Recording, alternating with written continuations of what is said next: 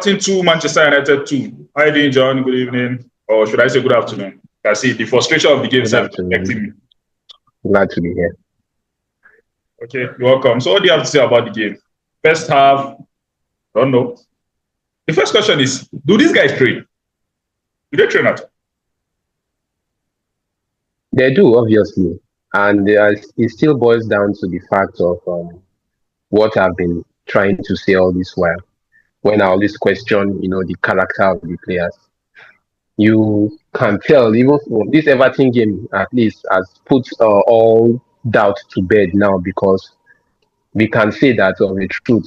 These guys have the potential and the capacity to win games, but due to, I don't know, maybe a very shabby character now, I don't know how to ascertain, the entire Manchester United players right now have not been performing up to expectations. It is quite sad. If you look at the first half, those goals are goals that are not even supposed to be considered in the first place.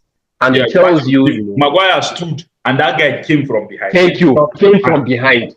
So you see that at the end of the day, Ruben Amorim, people are, though I some of my colleagues on your show will say yes, Ruben Amorim has always been the problem, and I'll still keep on saying it. Yes, he has his flaws sometimes. There are sometimes he makes mistakes, but the truth of the matter is the players lack character. And you could see that after the first half, at least when some substitutions were made, these players actually woke up. I mean, I managed to draw the game at the end of the day.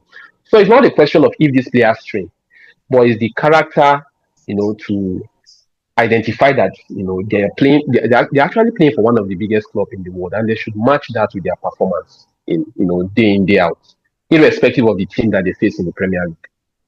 Yeah, but before Bruno scored that goal, let's talk about Bruno Fernandes. His performance today was poor. And yeah, he scored with the first shot on target for Manchester United, but in my opinion, his performance was poor today. What do you have to say about it? No doubt. His performance was not up to par, but it's always a typical Bruno. There are sometimes we see these kind of things where, he's not actually in the game entirely. And there are also sometimes that, he becomes Captain Fantastic and plays well and pull the team together, to create chances and all. So I feel today is just just one of those very few bad days in the office for him. He was not really up to par.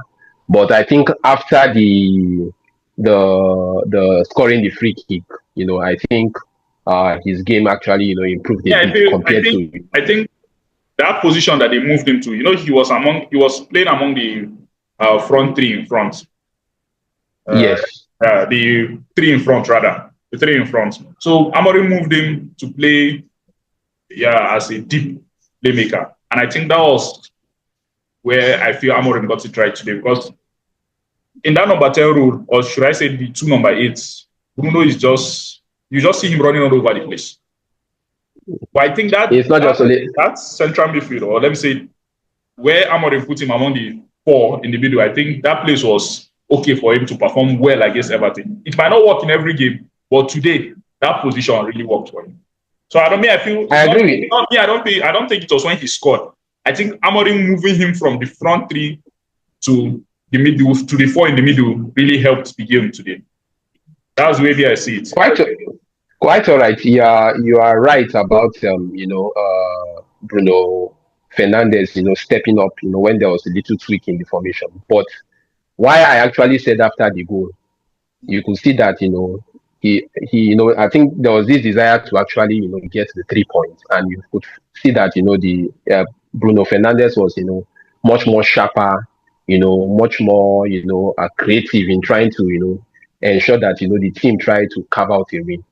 But I also want to buttress on a point. I think you actually mentioned something about not just running around, and I think that was the case of the entire Manchester United first half. I was just looking at the team and I was just like, oh no, these players are just running like chickens. Where they're just running like chickens. Unlike like eagles that actually have a vision of what they want to do. These players are just running aimlessly and the Everton team actually capitalize.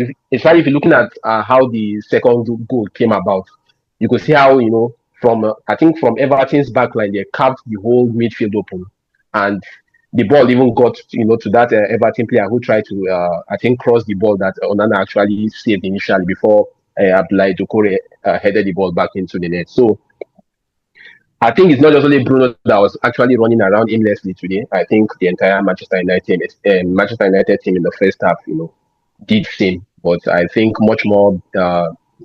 There was much more improved performance in the second half as time Okay, went on. let's talk about Obi Martin today. How impressed were you with him? Yeah, he didn't really do much, but at least his touches, he showed signs of a typical number 9. Yes, I was actually impressed with the young lad.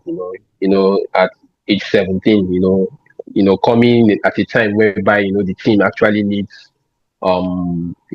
something, because I think when he was introduced when the team was still 2 goals down, and playing with that confidence, trying to see what he can do in the course of the play. It's an encouraging display, and I feel as the coach, integrate him into the team, from time to time, not put any weighty expectation on his shoulders, just allow him to go there, play football, express himself, try to play for the team and for the win. I think the boy will actually, come good in the long run. But it was actually, a very good performance from him. And I know that still being a young lad, there's still much to Okay, improve in him. finally, my final question. Ashley Young, that incident. What was your take on that incident? We know that Ashley Young is a diamond. He played for Manchester that, United times. But that, incident? uh, quite all right. At first, From, when I from one angle, it looks like he died. From another angle, it looks like a pool. But I think it was his reaction. Ashley Young was too theatric. Like the theatrics there was too much. quite all right. At first, when the penalty was given, I actually, thought it was a penalty, because you could see that, there was, a pull from both Maguire and Delict. But, as the VR were examining, the whole incident in the penalty area, you could see that, one of the key reasons why that penalty was not given was because they were trying to look at, the situation in which Maguire actually, touched him or handled him, and you could find out that he was already falling to the ground, and I still it was blame deemed. Bruno for that. I still blame Bruno for that incident. There are a lot of things, there are actually a lot of players to blame. I thank God you actually brought it up, because I wanted to actually say some things. As far as I'm concerned, I think Casemiro is like expired milk now, right now. As in, I did not enjoy anything about his play in throughout the course of the whole. I think was it 60 or 50 something minutes. He was playing in that I remember particular reading match. the comments. You I could see remember that reading he the was comments. actually the one responsible for the first goal. Okay, I remember reading the comments the season Manchester United signed Casemiro on X. The guy said Real Madrid never regrets selling a player. I know that time Casemiro was like the main DM in that team. He said Real Madrid never regrets selling a player.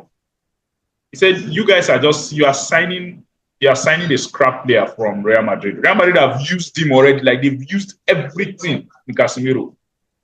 And you guys are excited that we signed him. He did well in his first season. We thought we cheated. We thought we signed a big deal for Real Madrid. Oh my God. From his second season to date, that guy is finished. He should just go to China, Saudi and get his money. That's all. I can even say with the intensity of the Saudi league now, whereby I think the Saudi Investment Forum are actually attracting star players. There's still a very strong possibility that he may struggle in the long run, because I don't know, maybe he's lacking in confidence. Yes, we know the age actually. The age is a factor, because the Premier League is not uh has always been a league known for its physicality, known for its demanding nature and all. But still, as in he was so shambolic today. The first goal, he was dispossessed. and in the process of Everton attacking, and that was how they were able to get the set piece in which they used to score. Then even I think even to if you look at some of the game in the first half, you could see that Casemiro could not even hold the ball. He was panicking to even try to even carve out a pass, and at the end of it, to make matters worse, he still did not even make the right pass because he actually passed to the opponent and all. So in fact, I was just so disappointed with his performance today, and I was just imagining. I was like, I know Amorim is only just trying to use him because of the lack of options we have, but I think right now in some games I'm actually gamble and give an opportunity to a young lad that is hungry to prove himself than Casemiro himself right now. All right, John. Thank you very much for joining me. See you next time. All right. Thank you very much. Thank you.